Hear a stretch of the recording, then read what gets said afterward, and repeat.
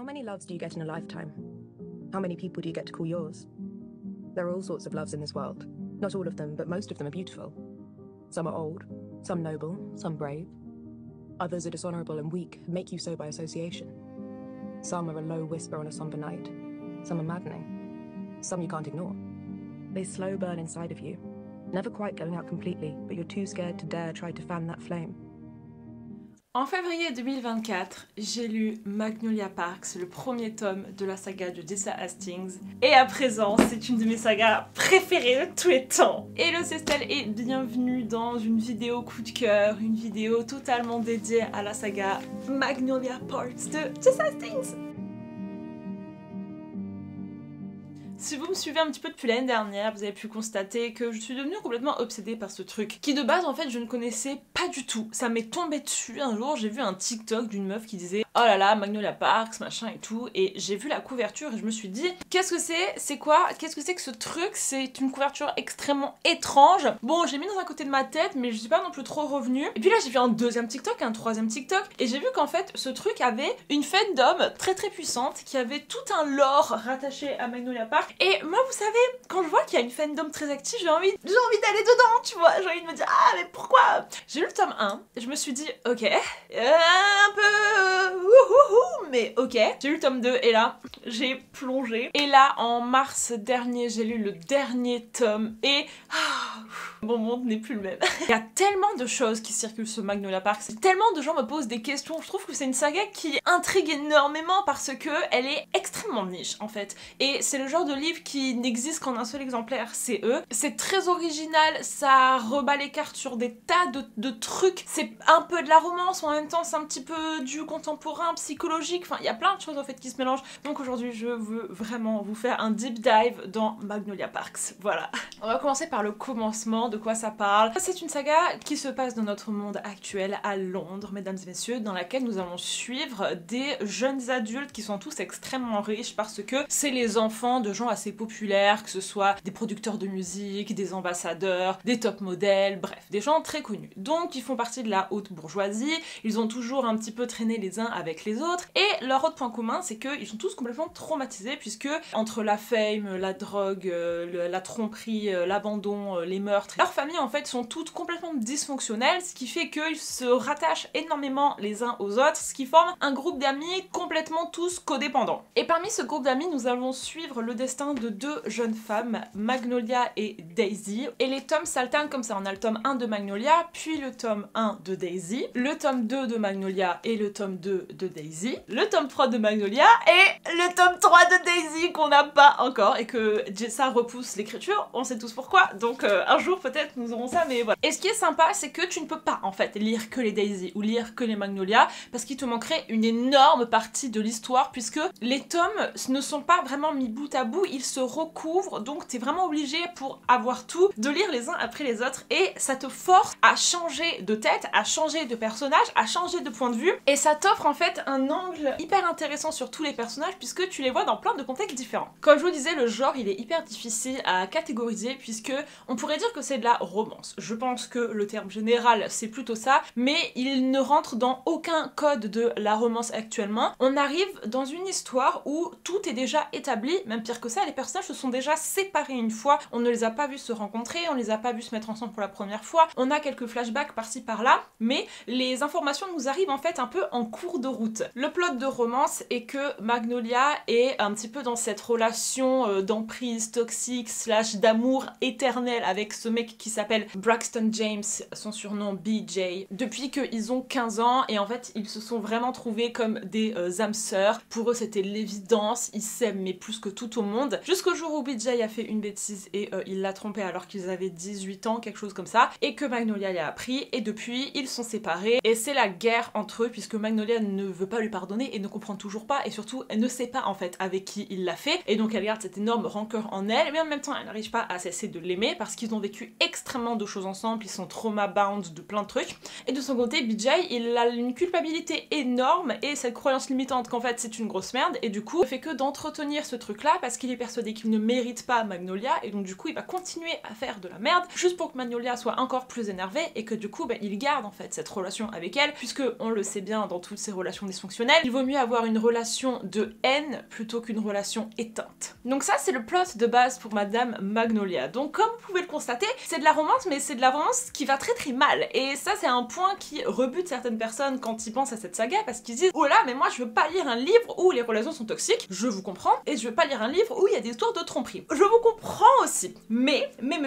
c'est là où moi là, je vais envoyer du gros lourd. C'est une saga qui représente la réalité des émotions que j'ai jamais vues avant. C'est-à-dire qu'il y en a des gens qui vivent des histoires un peu compliquées comme ça. Il y a des gens qui ont énormément de mal avec leurs émotions comme ça, qui ont du mal en fait à couper en amour, et on le voit jamais, ça, on le voit jamais, puisque ce qu'on lit dans les livres, c'est des relations de romance qui sont assez idéalisées, c'est des romances très bienveillantes, c'est des romances qui font rêver, et moi la première, vous savez, j'adore les romances, bienveillance, respect, communication, comme j'aime bien le dire, mais c'est vrai que je sais que c'est pas tout le temps atteignable, et Magnolia Parks vient vraiment compléter en fait tout ce spectre de romance là, en justement montrant quelque chose qui est à l'extrémité, en disant ok, moi j'adore vos romances toutes saines et tout, mais moi je vais créer une romance où ça se passe hyper mal. Pas pour dire hey, venez tous faire comme ça, parce que non, absolument pas, et ça on va le revoir après, mais ces livres dénoncent énormément, mais pour apporter de la nuance et pour dire et des fois en fait ça se passe pas bien, et du coup comment on fait quand ça se passe pas bien? Et c'est sympa d'avoir une représentation de romance où ça se passe pas bien, parce que du coup on en a pas trop, et quand il y en a des fois c'est pas assumé, c'est-à-dire que l'autrice voulait faire une romance saine et au final elle se retrouve à faire une romance pas saine du tout,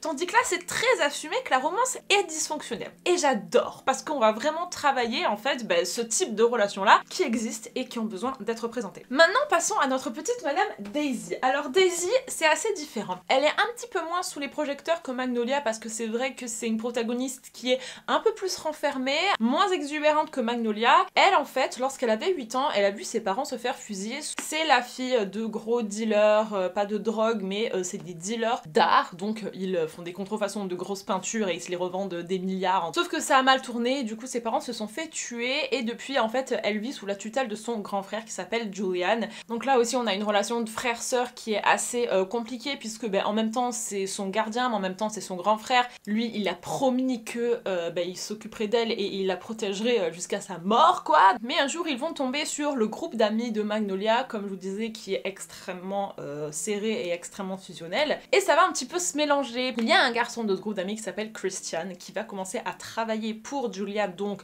dans toutes ces histoires de contrefaçon, un petit peu des gangs, tu vois. Daisy, quand même, son histoire peut un petit peu se rapprocher de thèmes de dark romance, et Daisy va évidemment se prendre d'attachement pour ce fameux Christian qui travaille avec son frère, sauf que leur amour est un petit peu interdit, puisque Daisy, c'est attention, il faut surtout pas qu'on touche à Daisy. Et elle, en fait, son gros problème dans sa vie, c'est qu'elle a l'impression qu'elle sera toujours le second choix, puisque Christian, de base, était amoureux de Magnolia, et du coup, elle déteste Magnolia. Elle pense que si Christian s'est rabattu sur elle, c'est parce que il savait que Magnolia n'était pas amoureuse de lui, donc elle, forcément pour son ego et son estime d'elle-même, c'est compliqué, et en même temps elle a l'impression que sa vie de meuf constamment en danger de mort, puisque y a plein de gangs qui veulent la tuer parce que c'est un petit peu la mafia darling. Ce n'est pas compatible avec une relation amoureuse, parce qu'elle fait que de des fois partir à l'autre bout du monde pour aller se cacher parce qu'elle est en train de se faire poursuivre machin. C'est une meuf qui a vécu énormément de traumas, vérifiez de toute façon les trigger warnings, et ça la rend extrêmement difficile à atteindre. Voilà, donc ça c'est pour l'histoire de Daisy. Quand je vous les présente comme ça, on peut avoir l'impression que les deux sagas sont quand même assez séparées, qu'elles évoluent dans leur propre timeline, mais il y a quelque chose qui va se overlap, mesdames et messieurs, puisque le fameux grand frère Julian est amoureux en secret depuis des décennies de Magnolia. Dans les livres de Daisy, on a 3 points de vue, on a Daisy, Christian et aussi Julian, tandis que dans les points de vue de Magnolia, on a Magnolia et BJ. Donc on a en fait cette relation Magnolia-Julian qui vient un petit peu faire le pont entre les deux sagas, et ça rajoute encore plus de drama les amis, je vous en parle tout à l'heure. La conclusion que je ferai sur ces histoires de romance, c'est que en fait il n'y a aucune scène de sexe explicite. Et c'est assez étrange parce que on sait que les personnages font des choses de manière très hardcore pour certains, on ne nous le montre pas en fait. La plume de ce livre fait que énormément d'événements nous sont racontés après coup, ou alors nous sont suggérés, donc ouais, encore une fois ça bouscule un petit peu les codes de la romance. Quoi qu'il arrive, public averti, puisque on parle de drogue, d'alcool, on parle de meurtre, d'agression sexuelle, on parle de plein de choses qui sont extrêmement difficiles les gars. Maintenant du coup que je vous ai fait le topo général, je vais vous faire le listing de toutes les choses qui font que cette saga est vraiment mais tombée profondément dans mon cœur et que je la défendrai jusqu'au bout du monde. Premièrement, les amis, cette saga n'a quasiment pas d'action. Cette saga n'a quasiment pas de dialogue parce que cette saga est quasiment à 50-70% de l'introspection. Et si vous me connaissez, vous savez que ça c'est vraiment ma marque de fabrique. Je veux passer 3 chapitres à faire que un personnage y réfléchit et c'est ce qui se passe avec nos petits loulous parce que ce sont des gens qui sont torturés et qui ne se vivent que dans leur tête et à lire c'est absolument spectaculaire. En démarrant le tome 1, on s'en rend pas forcément compte parce que il se passe tellement de choses à l'intérieur de la tête de ces personnages, ils se posent tellement de questions, leurs émotions elles sont vraiment mais exacerbées, donc tu les vois hésiter en fait, remettre en question des tas de choses, parler de ce qu'ils ont ressenti, leurs regrets, et tu ne t'ennuies pas clairement parce que tu es tellement entertained par leur réflexion mentale qu'en fait t'as même pas l'impression qu'il ne se passe rien parce qu'à l'intérieur de leur tête il se passe 1 milliard de choses. Et ça correspond à 3000% à ce côté psychologique dont je vous ai parlé. Pour moi,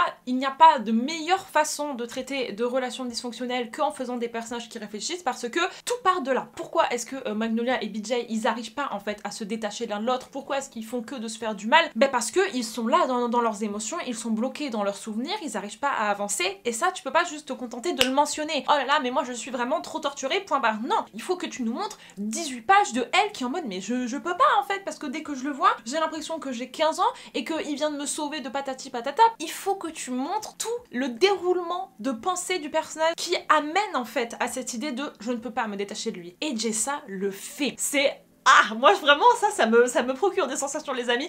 Je vois en fait tout le déroulement qui arrive à la conclusion, mais en fait je ne peux pas me détacher de lui parce que ce sont des pensées que je pense on a tous eu. Tu vois en fait Magnolia passer par ces étapes où tu lui dis mais non mais putain mais non mais tu peux pas penser ça, tu peux pas réfléchir ça. Mais en même temps elle le fait et elle ne se prive de rien. Ce livre s'assume tellement les gars, genre Jessa elle se met aucune censure, elle nous montre toutes les émotions à l'état brut, toutes les pensées les plus débiles, les plus repoussantes, mais en même temps les plus vrais. Moi c'est ce qui m'a fait vriller en fait parce que j'adore. Et moi en tant que personne qui réfléchit aussi énormément, de voir en fait quelqu'un et comment il pense. Et c'est ça aussi qui est génial, c'est que selon les personnages ils pensent pas tous de la même façon. Magnolia par exemple elle est TDAH, du coup en fait la manière de réfléchir ça part dans tous les sens et les gens ont eu tendance à dire que putain c'était insupportable en fait la meuf elle fait que de réfléchir à 24. Mais les gars en fait c'est une réalité pour certains d'entre nous et de voir cette représentation là franchement moi ça m'a énormément fait plaisir. Deuxième point, ça je pense que vous l'avez aussi un petit peu compris, c'est l'imperfection de ces personnages, l'envie en fait de rendre ces personnages vraiment pas bons. Comme je vous ai dit, tout est extrêmement assumé. Jessa, elle est partie du principe que ces personnages seront tous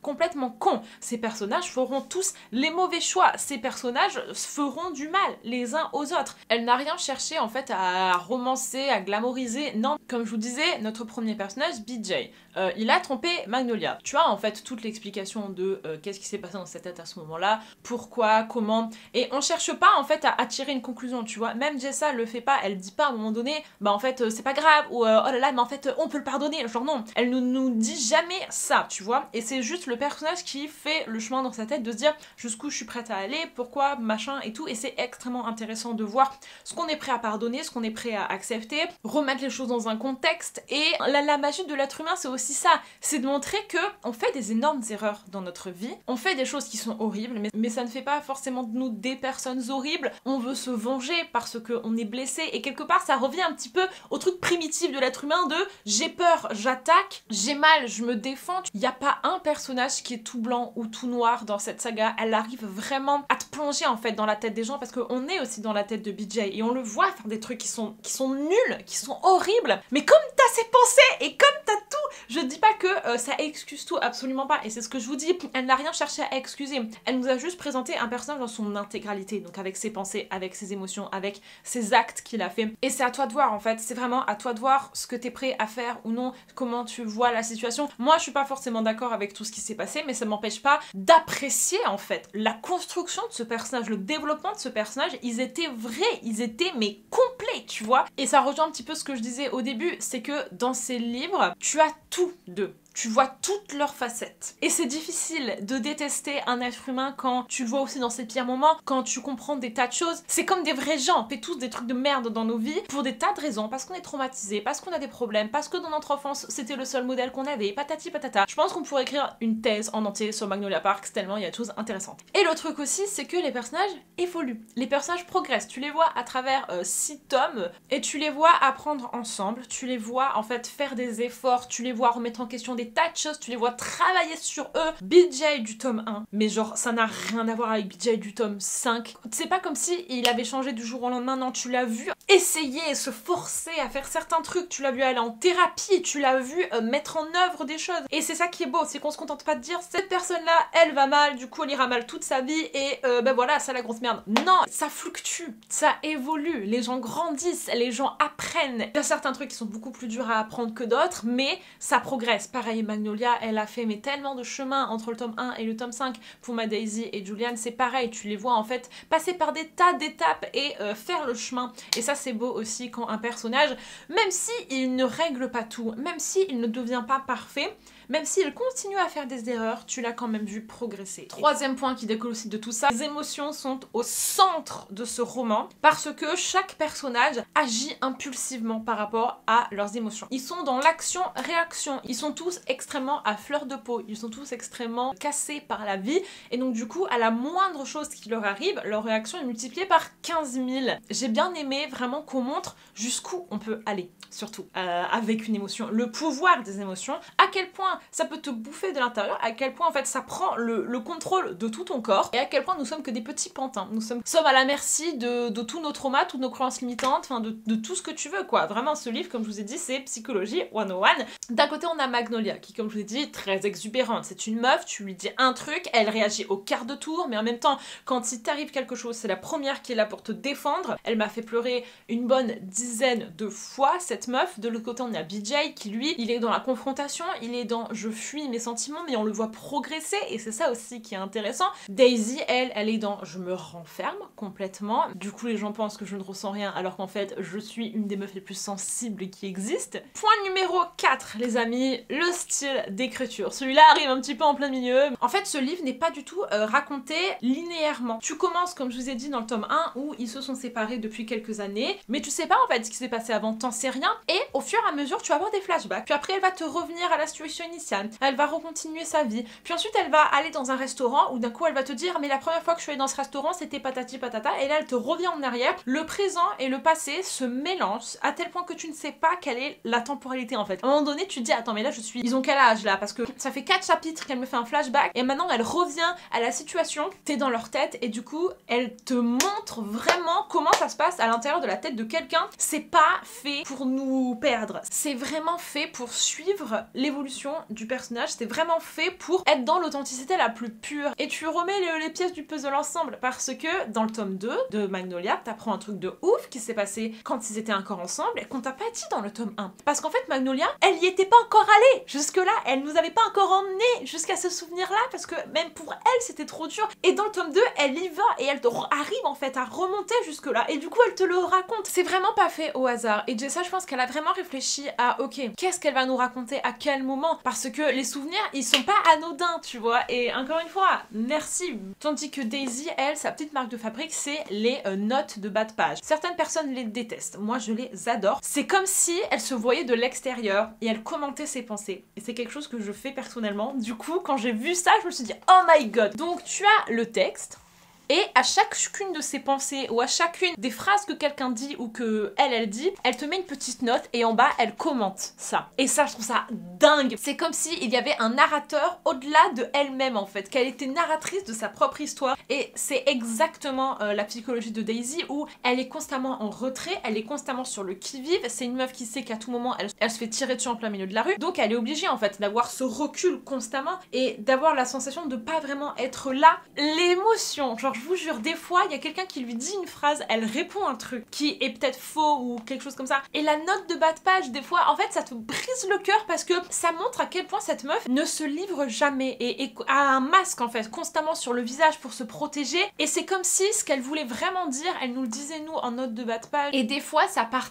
tellement loin que la note de bas de page est plus grosse que la page en elle-même. Et oh là là, ça, Daisy vraiment elle mérite énormément d'attention. Elle en a pas autant que Magnolia, mais moi c'est une meuf aussi que j'adore. Le 5e point, ça c'est assez précis et en fait c'est la première fois que je le vois à tel point travailler dans un roman, donc je pense que ça mérite d'être dit. Ce livre explore l'impossibilité de passer à autre chose. On le voit des fois, notamment dans les romans Second Chance, où en fait on n'a jamais cessé de s'aimer, 10 ans plus tard on n'a toujours pas retrouvé quelqu'un d'autre parce qu'on est trop attaché en fait au souvenir de la personne. Mais moi ça m'avait jamais vraiment satisfait en fait. J'avais jamais vraiment cru à ça et je m'étais jamais en fait sentie validée dans ce que moi j'avais pu ressentir parce que j'ai été une meuf qui me suis accrochée comme ça très très fortement à plein de choses pendant un très long moment de ma vie. Et cette saga là c'est la première où j'ai lu des phrases où je me suis dit c'est exactement ce que je me disais dans ma tête. Et pour ça, vraiment, 20 sur 20, tout ce que vous voulez. Surtout le tome 3. Le tome 2 de Magnolia,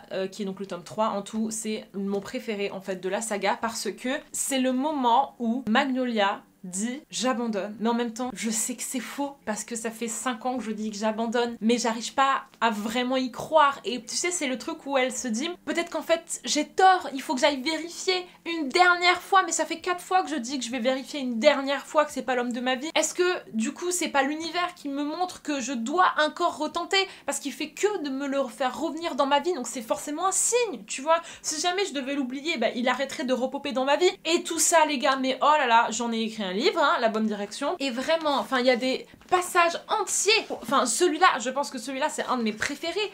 And my eyes are frontward, they do not veer left, they do not veer right, and still I can feel his eyes on me. He is to the right of the church, not because the right side is traditionally the groom's side, but because I just know it. That pull we have, the undertow of the universe always dragging us back towards each other. It has to mean something, don't you think? That great magnetic force I've spent the better or worse part of a year fighting and defying, and I feel it still, my legs trying to walk me back into his orbit. I think it means something.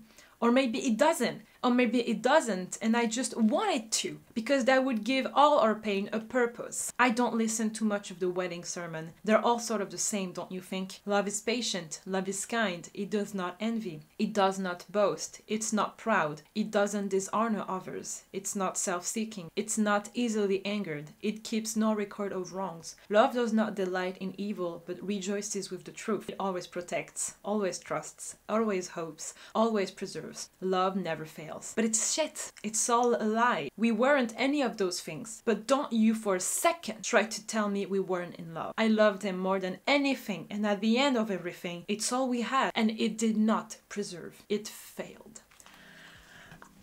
Et ce n'était qu'un fragment. Et la phrase emblématique de ce roman, c'est « How many loves do you get in a lifetime ?» En gros, combien de grand amour est-ce que tu as dans une seule vie? Et c'est une phrase que Magnolia se répète énormément parce que c'est ça qui la maintient attachée à BJ. C'est qu'elle se dit « Mais si nous avons qu'un seul grand amour, moi c'est lui. Donc même s'il continue de me faire du mal, je peux pas le lâcher parce que c'est mon grand amour. Donc on va aller mieux. Ça va se réparer. Comment je peux même aller vers quelqu'un d'autre en sachant pertinemment que ce n'est pas l'homme de ma vie, genre ça ne fonctionnera jamais. Et à un moment donné elle disait mais peut-être qu'on a plusieurs amours dans notre vie et c'est important que je me le dise parce que comme ça moi je peux me détacher de BJ.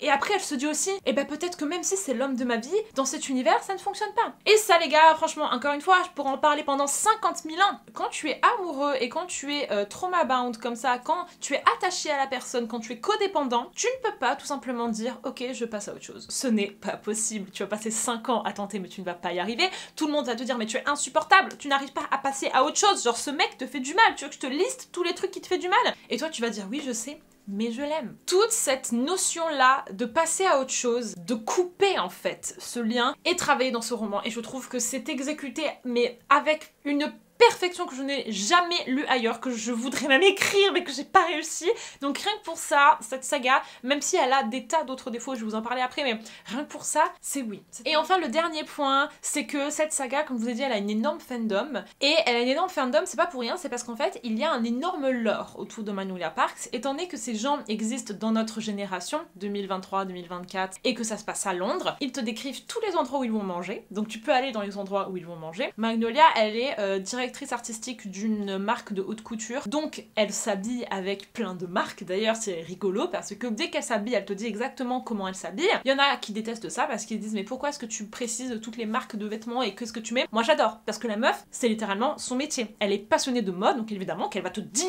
avec quoi elle s'habille. Et donc tu peux faire toutes ces tenues, et je pense qu'il y a d'ailleurs quelqu'un qui a dû répertorier toutes les tenues de tout ce qu'elle met. Ils écoutent des chansons, ils parlent de vraies personnes, genre à un moment donné, il y a BJ qui date Sasha Sloan. Genre c'est une vraie meuf, vous voyez? Et tous les lecteurs ont vraiment en fait créé cette communauté où il y a des chansons emblématiques, il y a des sons TikTok, il y a des emojis. Et ça j'adore que vraiment t'aies une liste d'emojis qui vraiment représente la saga. Et ça je trouve que ça rassemble en fait, ça crée cette sensation d'appartenance, ça crée une communauté quoi. Et quand un livre en fait arrive à faire ça, c'est vrai que ben, forcément ça crée de l'attachement. Et je vais terminer avec un des points vraiment, enfin la cerise sur le gâteau qui a fait que cette saga elle a explosé pour moi, c'est le fait qu'on nous montre qu'une version des événements. Ben BJ et Magnolia, ils sont pas forcément très bien ensemble et pourtant ils terminent ensemble. Et ça peut paraître un petit peu bizarre parce qu'au début ils se détestent et c'est des gens qui se sont fait énormément de mal mais qui réussissent à retrouver leur chemin l'un vers l'autre. Jessa elle cherche pas à nous dire eh ben voilà, vous devez vous aussi vous rabibocher avec la personne qui vous a fait du mal. Non, jamais. Et même à la fin, quand on leur demande oh là là mais votre relation elle est tellement inspirante, ils le disent eux-mêmes, ils disent non, notre relation c'est de la merde, ok, genre oh là on vient à peine de s'en sortir mais moi je ne souhaite ça à personne, genre vraiment on n'a pas été une relation exemplaire et ils le répètent et j'aime énormément que ce soit assumé et que dans un autre univers ils se seraient jamais remis ensemble et que d'ailleurs cet univers existe. Et je vous ai parlé de Julian, que lui il était fou amoureux de Magnolia et le tome 3 particulièrement, un des plus appréciés de toute la fandom parce que c'est tout ce tome là du point de vue de Julian. Pendant un court instant, Magnolia va dater Julian et en fait c'est toute sa vie quoi, c'est vraiment toute sa vie alors que Magnolia pour elle c'est genre a footnote, c'est un rien du tout, genre vraiment je pense que c'est mon deuxième personnage préféré. Moi personnellement je préfère Julian à BJ, c'est un petit peu le cas de pas mal de gens et en gros Julian comme je vous ai dit, donc chef de gang, du coup bah, il ne peut pas se permettre d'avoir une petite amie parce que s'il a une petite amie elle se fait fusiller. Et c'est quelque chose qui va arriver les amis. Et ce mec là il me fait penser à Warner en fait genre.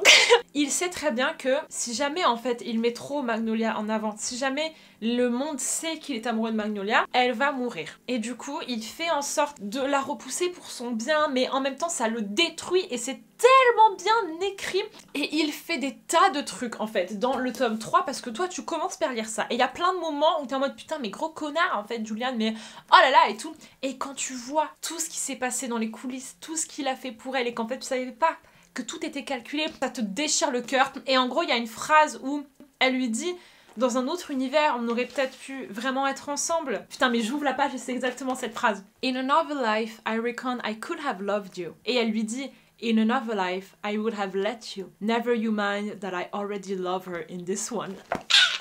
Et eux, donc c'est vraiment l'histoire d'amour qui est vouée à l'échec. Des gens qui se ratent, des gens qui se sont déchirés, des gens qui s'aiment, mais c'est un amour qui n'est pas réciproque. Et ça peut être absolument insupportable. D'où le point suivant qui est pourquoi vous ne devez pas lire Magnolia Parks. C'est vraiment une saga, ça passe ou ça casse. Et je comprends tout à fait que ça peut vraiment pas le faire pour certaines personnes parce que comme je vous ai dit, c'est une saga extrêmement niche qui est tellement haute en couleurs et qui a tellement des traits de caractère marqués. Soit en fait tu aimes, soit tu détestes. Parce qu'elle ne fait rien en demi-mesure. Tu vois, tout ce qu'elle le fait à fond. Donc, premièrement, ne lisez pas cette saga si jamais vous êtes un petit peu impatient. Parce que les personnages mettent 6 tomes pour aller mieux. Les personnages mettent 4 ans pour se pardonner. Notamment, dès le tome 1, tu captes qu'ils sont toujours complètement amoureux. Et tu te dis, non mais arrêtez de vous faire du mal, posez-vous 2 secondes et ayez une conversation. Ils vont l'avoir à la fin du tome 3. Donc, laissez-moi vous dire que si jamais vous n'arrivez pas, en fait, à supporter des gens qui n'arrivent pas à se parler, si jamais vous n'arrivez pas à supporter des gens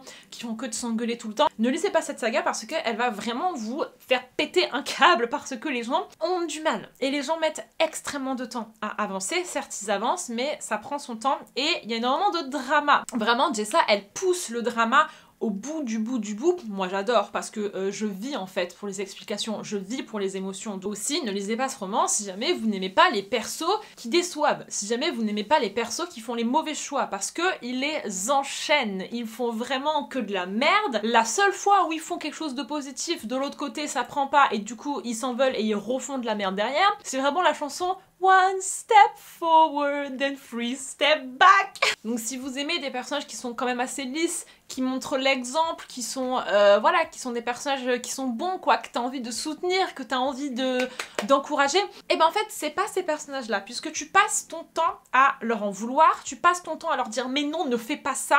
Ne lisez pas Magnolia Park si jamais vous êtes sensible à des questions de troubles du comportement alimentaire, de drogue, d'alcool, d'addiction en tout genre, de tromperie, de divorce, d'agression sexuelle, tout ça c'est dans Magnolia, donc faites extrêmement attention à vous. Et enfin ne lisez pas Magnolia Park si vous n'aimez pas les plumes assez contemplatives, parce que comme je vous ai dit, les actions des personnages se passent principalement dans leur tête. Si tu me demandes de résumer ce qui se passe dans l'ordre, je saurais même pas en fait te dire ce qu'ils font vraiment, genre pour moi l'action c'est dans la tête, tu vois. Si jamais vous avez besoin de quelque chose d'extrêmement rythmé, où les personnages ça bouge, voilà, on a vraiment beaucoup de rebondissements et tout, la saga n'est vraiment pas basée sur ça. Peut-être les livres de Daisy sont beaucoup plus actifs que le livre de Magnolia. Et voilà les amis, c'est tout pour cette vidéo.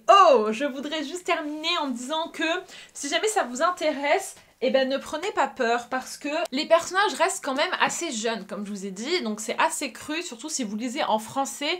La plume en fait elle est assez spéciale parce que en même temps moi je la trouve incroyable, extrêmement poétique, tout en étant extrêmement crue. Genre les gens ils s'insultent, la pop culture est à son max, ils parlent en fait avec du slang, donc je ne sais pas du tout comment ils ont traduit le slang, parce que j'espère qu'ils n'ont pas utilisé des expressions qui datent de 2010, parce que dans ce cas là ça fait vraiment has-been, donc je ne sais pas du tout. Mais en tout cas en anglais en fait oui ils parlent comme des gens normaux, donc du coup la plume elle est là au plus proche en fait de toi, et ça j'adore, c'est extrêmement familier mais tout en étant extrêmement beau. Le tome 1, il y a moyen que vous preniez peur parce que je trouve que c'est un peu le pire. On tombe vraiment dans cet univers, donc c'est un petit peu compliqué au début de comprendre attends qui est qui, je comprends pas trop. Mais accrochez-vous, j'en supplie, accrochez-vous. Le premier tome de Daisy passe beaucoup mieux. Ok, je viens d'atteindre le paradis éternel parce que... Ah mais non. Et ensuite vous allez lire le tome 5 et là vous allez pleurer toutes les larmes de votre corps. Et voilà les amis, c'est tout pour cette vidéo deep dive sur Magnolia Park. Je vois en fait qu'il y en a certains d'entre vous qui me disent qu'ils se sont lancés grâce à moi, et du coup je suis trop contente parce qu'il y a des gens qui adorent, et du coup moi ça me fait trop plaisir quoi de partager. Donc si jamais vous avez lu, n'hésitez pas à me dire ce que vous en avez pensé. Si jamais je vous ai donné envie, n'hésitez pas non plus. Mais je répète les gars, ça passe ou ça casse, vraiment. C'est une saga qui est extrêmement différente de ce que je lis d'habitude, donc ça risque de vous surprendre, mais c'est ce que j'aime. J'espère que vous avez aimé cette vidéo, je fais des gros bisous et je vous dis à plus tard la semaine prochaine. Bye bye.